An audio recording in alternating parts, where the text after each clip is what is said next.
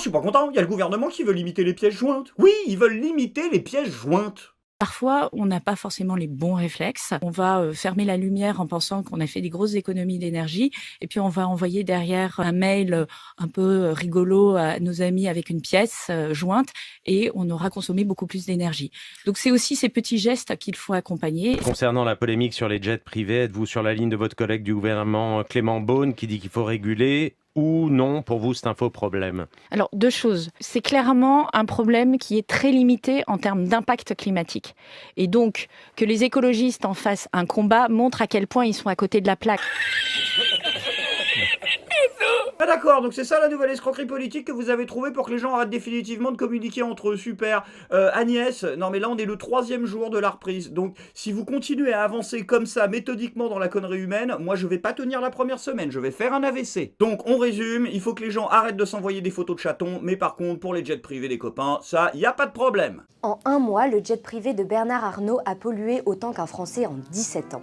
En regardant les trajets effectués par ces milliardaires, vous avez de quoi déculpabiliser de votre propre empreinte carbone. Agnès, ça n'a aucun sens ce que tu racontes, même si ton argument était valable sur le plan numéraire, sur le plan moral, ça n'a aucune cohérence. Parce que exactement comme on le disait dans l'épisode d'hier, il y a un truc qui s'appelle les exemples. Tu sais, ce dont ont besoin les gens pour se mettre un coup de pied au cul et avancer dans la bonne direction. Exemple que vous êtes loin d'incarner d'ailleurs. Bah oui, je rappelle quand même que la France détient le record du monde, cocorico, du plus petit trajet en jet d'un président de la République. Donc voilà Agnès, demandez aux gens de limiter leur envoi de photos de chatons alors qu'on fait rien contre l'abus des jets privés, c'est à peu près autant de cohérence que je sais pas moi...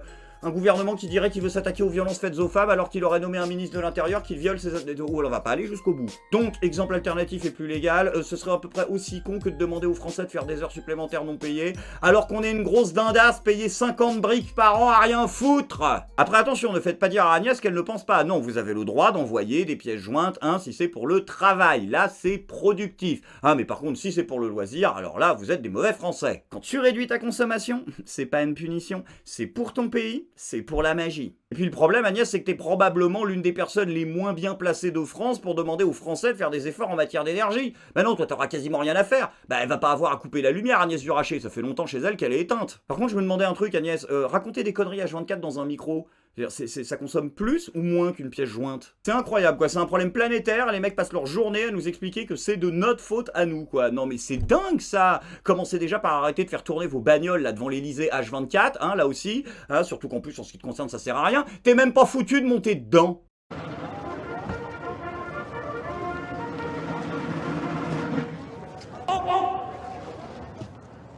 Et du coup, il y a une autre question que je me posais à Agnès, parce que je m'informe, hein, ça m'intéresse. Est-ce qu'il faut aussi qu'on éteigne nos télévisions, hein? Non, je dis pas ça pour moi, je la regarde pas, je m'en fous, je dis ça pour vous. Bah je sais pas, sans BFM TV, vous avez l'intention de faire comment pour gagner les prochaines échéances électorales? Et puisque je vous tiens, question alternative, en ce qui concerne le régime de surveillance généralisée à la chinoise que vous êtes en train de nous imposer, niveau consommation d'énergie, ça se situe aux environs de combien? Sans déconner, quand je t'entends ouvrir ta gueule, j'ai une envie de te mettre un dislike, mais d'une force! Non, je le fais pas, c'est mauvais pour la planète. Clairement aux Français qui nous regardent et qui nous écoutent ce matin, on ne sait pas si on sera en mesure de passer l'hiver, tout ça va se jouer à quelques degrés, s'il y a une période de froid qui dure une semaine, 2 semaines ou 3 semaines, on n'y arrivera pas. Je dis pas qu'on n'y arrivera pas, je dis que nous voulons y arriver. Que l'heure n'est pas au constat ou à la réflexion, encore moins aux demi-mesures, l'heure est à l'action. Et nous sommes dans l'anticipation de toute situation qui pourrait intervenir. Et s'il y a un hiver très froid et que nous n'avons plus de gaz en provenance de la Russie, cela nous impose d'aller plus loin encore dans l'effort que nous réalisons. Non mais on fait pas sans gaz russe, hein. Ah si, on fait avec. C'est juste qu'ils le vendent aux Chinois, qu'on leur achète beaucoup plus cher et qu'ils lui font faire le tour de la planète pour nous le livrer. Barbara Pompili disait déjà en 2020 que les coupures d'électricité auraient lieu en cas de grand froid, putain. Même Le Point dit que vous êtes des escrocs. Même Patrick Cohen dit que Macron est un mythomane. Fessenheim était une centrale sur laquelle il n'y avait plus de travail de maintenance depuis plus de 5 ans. L'analyse factuelle qui a été faite, c'est le choix le plus rationnel était en effet de confirmer sa fermeture. Il a raison. Non, ce n'est pas vrai. Fessenheim était une centrale ancienne mais viable et sûre, qui aurait pu être prolongée une dizaine d'années d'après les experts. La vérité, c'est que la décision de la fermer n'a pas été rationnelle mais 100% politique. C'était une promesse de François Hollande pour séduire les écolos ou les antinucléaires, du moins en 2012. Promesse officialisée en toute fin de mandat par un décret signé de Ségolène Royal. Le voici le 9 avril 2017. promesse reprise par Emmanuel Macron. Pendant toutes ces années, ceux qui rappelaient que fermer des centrales nucléaires conduisait à émettre beaucoup plus de CO2 criaient dans le désert. Demi-aveu de Bruno Le Maire ce matin sur BFM. Vous ne regrettez pas quand même que le président ait fermé Fessenheim? Je pense qu'il faut se tourner vers l'avenir. Voilà, c'est cela. Parlons d'avenir et serrons les fesses pour cet hiver.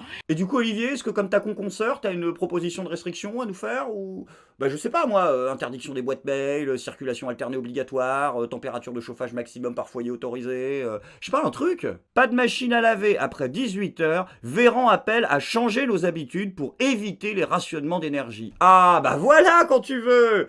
Et pour les jets privés d'ailleurs, t'as un avis? Les jets privés, c'est pas ça dans la grande majorité des cas. C'est des transports commerciaux, on envoie des équipes sur place avec une réactivité qui est importante, c'est créateur d'emplois, donc il s'agit évidemment pas d'interdire cela. Ah pardon, autant pour moi, si c'est créateur d'emplois, je ferme ma gueule. Par contre, on est bien d'accord que pour les emplois qui existent déjà, vous en avez pas grand-chose à foutre. Son contrat d'approvisionnement, fixé il y a 4 ans, s'est arrêté fin août. Sur la nouvelle facture, le prix est multiplié par 10. Une part de cette hausse des prix sera répercutée sur les clients, au risque de les perdre et de devoir réduire la production. On diminuera notre capacité, on essaiera d'avoir une capacité beaucoup plus faible en attendant des jours meilleurs. Bien sûr qu'il y a un risque pour les employés, bien sûr qu'on va se retourner peut-être vers l'État pour faire du chômage technique ou carrément des plans de licenciement pour nos employés. 60 emplois sont menacés. Après attention, me faites pas dire ce que j'ai pas dit non plus. Non, Olivier Véran n'en a pas strictement rien à foutre du bien-être des concitoyens. Non. Il a fait une longue vidéo sur les réseaux sociaux pour nous annoncer toutes les choses qu'il avait l'intention, lui et son gouvernement d'escrocs, de mettre en place afin de protéger les Français au quotidien. Alors, l'intention était très bonne, Olivier. Ah si, on va même mettre ta vidéo dans pas longtemps, mais juste avant, un tout petit conseil pratique. Est-ce que la prochaine fois que tu veux essayer de rassurer les Français, tu pourrais essayer de cligner plus d'une fois les yeux en 1 minute 06. Bonjour à tous. Face à l'inflation, dont vous constatez tous les jours qu'elle est bien présente dans notre pays comme dans le reste de l'Europe, le gouvernement agit pour protéger votre pouvoir d'achat. Et je vais prendre juste 1 minute de votre temps pour vous dire quelles sont les grandes mesures que nous avons mises en place et que nous venons d'adopter avec le Parlement. Tout d'abord, s'agissant de l'énergie, le gaz aurait dû augmenter de 60%. L'électricité aurait dû augmenter de 35%. Grâce au bouclier tarifaire, c'est une économie substantielle sur votre facture. Et nous exigeons des fournisseurs d'énergie qui ne coupent pas totalement les fournitures d'électricité, même en cas d'impayé. Vos loyers aussi pourraient être amenés à augmenter plus fort du fait de l'inflation. Nous l'avons plafonné, cette augmentation par la loi, à 3,5% jusqu'à l'été prochain. Et dans le même mouvement, nous augmentons les aides au logement, les APL, de 3,5%, elles aussi. L'essence coûte plus cher. Nous avons mis en place la ristourne de 18 centimes par litre d'essence à la pompe, qui va passer à 30 centimes pour les mois de septembre et d'octobre, grâce à ce qu'ont voté les parlementaires, et qui s'ajoute à des mesures qui sont proposées par certains groupes pétroliers, notamment Total. Sans déconner, il faudra nous l'avouer à un moment que vous êtes tous des drogués. Si, parce que, déjà de 1, on l'a vu, si, Éric Dupond-Moretti, on a compris que c'était pas des pellicules. Et 2, vous avez beau vous comporter comme des rapaces, quand on voit ça, je pense qu'il y a pas mal de gens qui vont penser que vous êtes des reptiliens. Sans transition les amis, c'est maintenant le moment de la bonne nouvelle du jour. Alors que les Françaises et les Français souffrent chaque jour des restrictions imposées par notre gouvernement, il existe heureusement, soyez rassurés, de courageux partis d'opposition pour proposer et voter la revalorisation du SMIC à l'image du Rassemblement National qui n'a pas eu peur de... du coup non, désolé, fake news. C'était bien la peine d'avoir plus de 10 partis politiques à l'Assemblée si c'était pour quelques 2 couleurs. J'en déconne Marine, je croyais que t'étais la candidate du peuple. C'est pas possible de faire ça, pourquoi tu veux pas augmenter le SMIC? Elle pense qu'il est déjà trop élevé. La Bulgarie, 4,40 €. La France, je crois qu'on est à 36 €, me semble-t-il. Combien?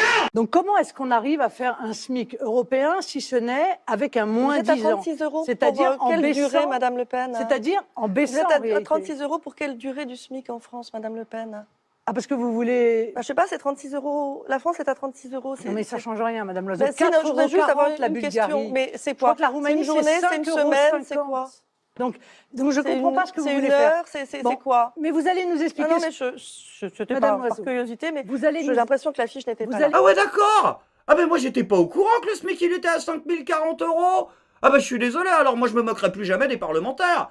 Ah ben non, je vais pas insulter des smicards. Je suis pas content.